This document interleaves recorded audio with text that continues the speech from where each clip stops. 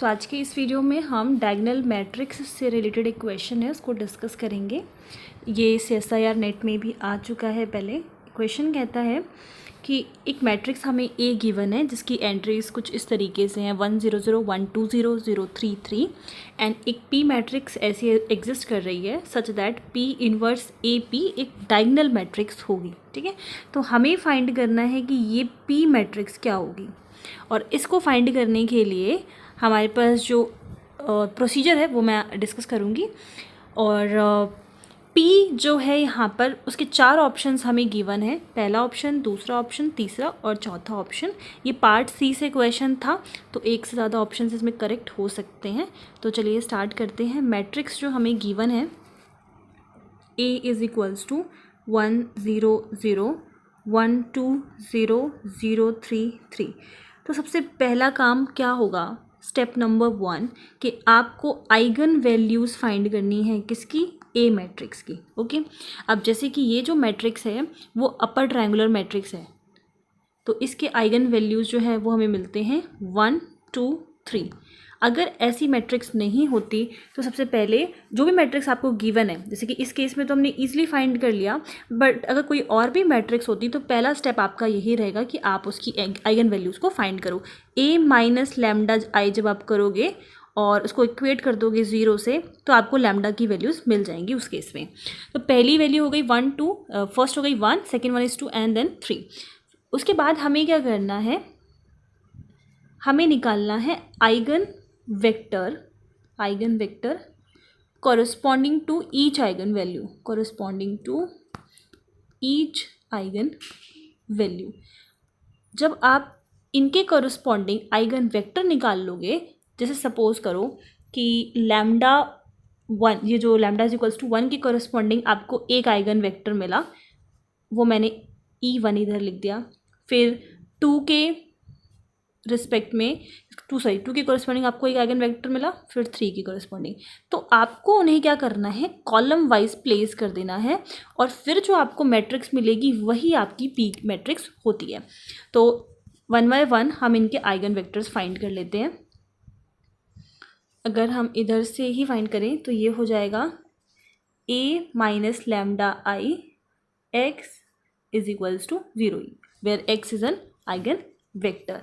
तो माइनस यहाँ पे लैम्डा की जगह पे क्या होगा, अगर हम लैम्डा इज इक्वल्स टू 1 के लिए निकाल रहे हैं तो ये हो जाएगा A minus I X is equals to 0।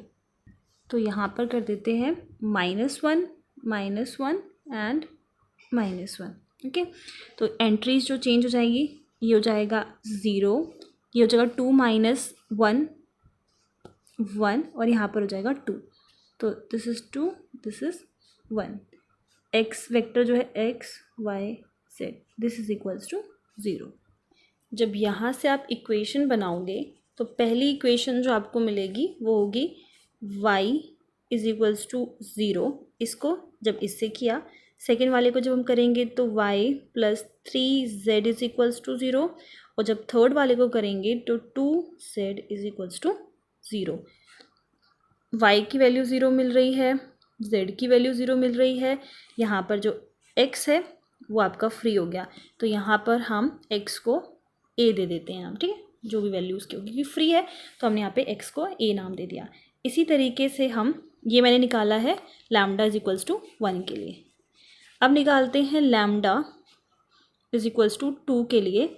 तो जो हमारे पास मैट्रिक्स होगी A minus 2 I X, it was for A minus lambda I N X, this is equals to, हमारी मैट्रिक्स क्या थी, 1 माइनस 2 इधर हो जाएगा, 2 माइनस 2 इधर हो जाएगा एंड 3 माइनस 2 इधर हो जाएगा।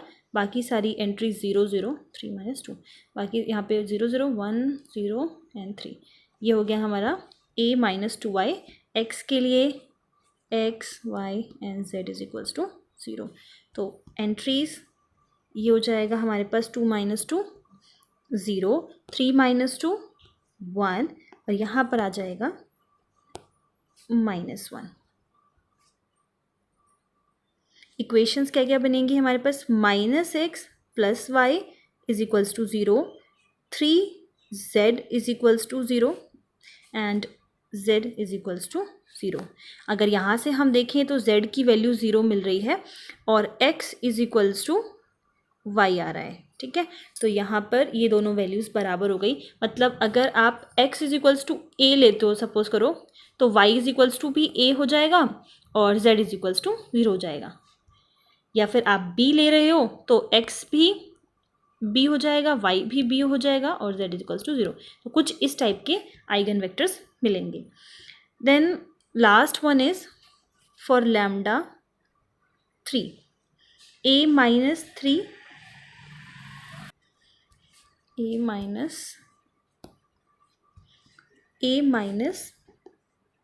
3i x is equals to 0।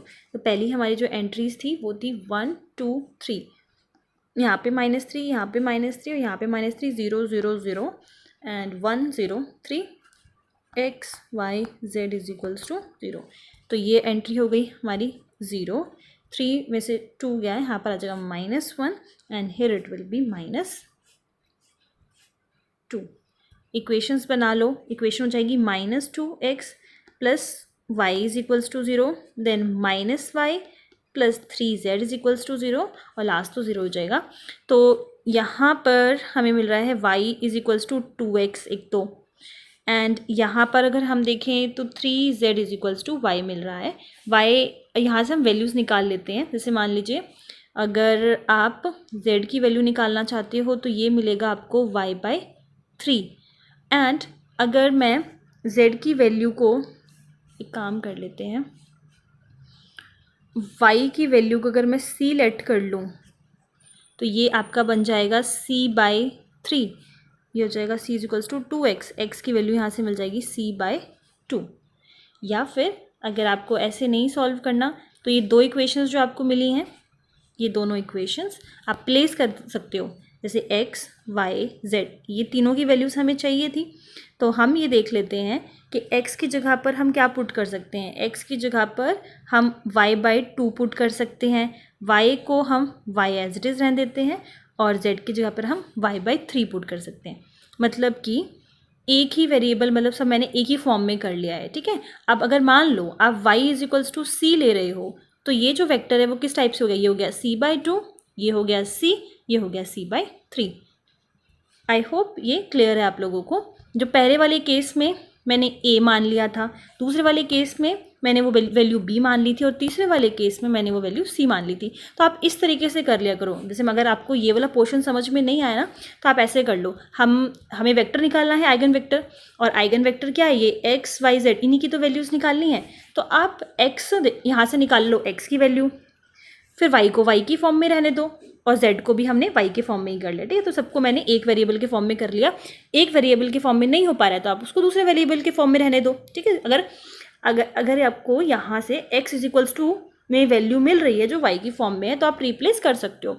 तो हमने क्या करा है, x y z की वैल्यूज़ को यहाँ पर पुट कर दिया, और अगर आप c को जो भी d मान लो, e मान लो, कोई भी वैल्यू जो भी वैल्यू मान रहे हो उसके accordingly c x y z की जो वैल्यूज़ होंगी वो कुछ इस तरीके से हमें मिलेंगी।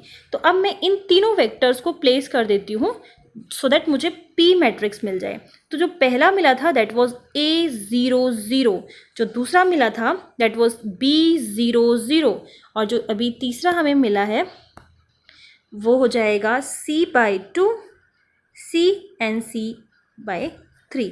तो c/2, तो ये हमारी p की वैल्यू हो सकती है। अब मैं पहले चेक कर लेती हूँ क्या ऐसा कोई ऐसी कोई मैट्रिक्स अवेलेबल। तो ये फर्स्ट जो p मैट्रिक्स हमें गिवन है वो करेक्ट हो गई, a0 0 b 0 c/2 c 1/3। एक तो ये करेक्ट हो गया। अब इसका मतलब ये नहीं है कि बाकी के करेक्ट नहीं हो सकते, वो हम चेक कर लेते हैं।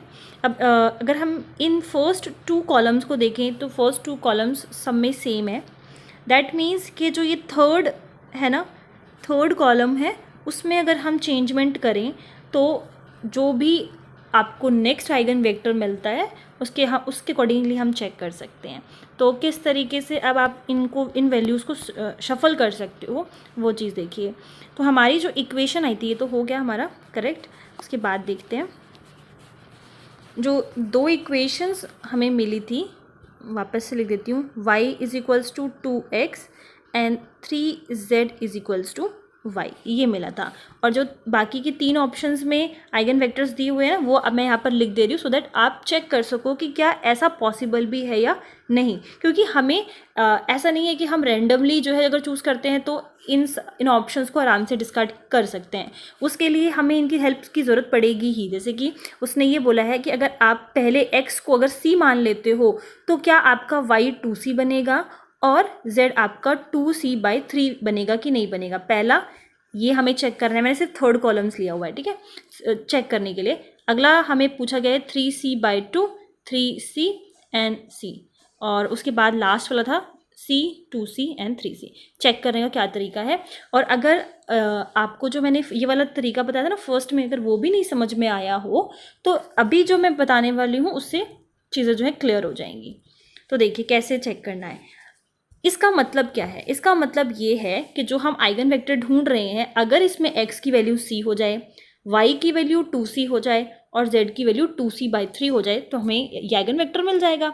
तो क्या ऐसा पॉसिबल है वो चेक करते हैं। अगर मैं इसके अकॉर्डिंगली x की वैल्यू फिर मुझे c लेकर चलना होगा, ठीक है। हम मान लेते हैं कि x की वैल्यू c है। अगर अब x की वैल्यू c है तो y की वैल्यू निकालने के लिए मुझे यहाँ पे पुट करना पड़ेगा x की जगह पर c, तो y की वैल्यू यहाँ से क्या मिल रही है 2c, तो यहाँ पर आ गया 2c। अब z की वैल्यू निकालने के लिए मेरे पास y की वैल्यू 2c है और z की इक्वेशन मेरे पास ये है, तो y की जगह पर आप 2c पुट कर दो, यहाँ पर 3z is equals to this, z की वैल्यू निकालेंगे तो हमारे पास आ रहा है 2c/3, 2c/3। तो ठीक है, ये वाला आइगन वेक्टर हमें इसका मतलब मिल सकता है। तो सेकंड ऑप्शन वाली जो मैट्रिक्स थी बी वो भी हमारी करेक्ट हो गई। अब आ जाते हैं थर्ड पे। ओके, मैंने इक्वेशन इरेज कर दी। इक्वेशन हमारे पास क्या थी, y is equals to 2x and 3z is equals to y, ये 2 इक्वेशंस थी। ओके, सेकंड में देखिए कैसे चेक करना है। फर्स्ट 2 ऑप्शंस करेक्ट हो गए। इसमें अब बोल रहा है अगर मैं z की वैल्यू c मान लूँ तो y की वैल्यू 3c आनी चाहिए और x की वैल्यू ये आनी चाहिए। तो इन्होंने z से मानना स्टार्ट किया है, तो ठीक है हम z is equals to c मान लेते हैं। तो यहाँ पर ये हो गया। अगर मैंने z की वैल्यू c मानी तो ये हो जाएगा 3c is equals to y, तो यहाँ पर आ जाएगा 3c।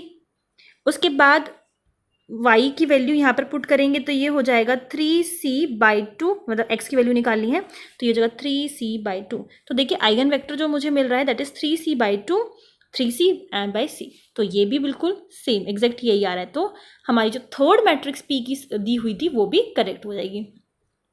आपको एक ही ज़रूरी ऐसा नहीं होता कि आपको एक ही आइगन वैल्यू के कोरस्पॉन्डिंग एक ही आइगन वेक्टर मिले, ऐसा ज़रूरी नहीं होता। आपको एक से ज़्यादा भी आइगन वेक्टर मिल सकते हैं। अब अभी कैसे सॉल्व हो रहा है वो देख ही रहे हो। नेक्स्ट वाले में बोलता है कि अगर x की वैल्यू आप c ले लो, x की वैल्यू c ले ली। अब यहाँ से अगर आप निकालोगे तो y की वैल्यू आपको 2c मिल जाएगी, तो दिस इज 2c। एंड यहाँ से निकालेंगे so z is equals to y की वैल्यू 2c थी, दिस विल बी बाय 3, तो ये आ रही है 2c/3। बट ये कहता है कि 3c होना चाहिए लास्ट वाले में, दैट इज रॉन्ग, ठीक है।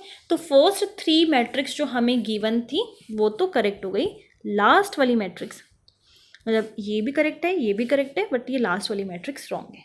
तो यही निकालने का वे है। अगर जैसे इसमें एक प्लस पॉइंट ये था कि मैट्रिक्स जो थी वो अपर ट्रायंगुलर थी, तो बहुत ही जल्दी हमें आइगन वैल्यूज़ मिल गए, वरना तो आपको सॉल्व करना पड़ेगा और बाकी सारा जो प्रोसीजर है वो सेम रहेगा। तो आई होप आपको ये क्वेश्चन समझ में आ गया हो। इन केस फिर भी कोई डाउट हो तो पूछ सकते हो। Thank you.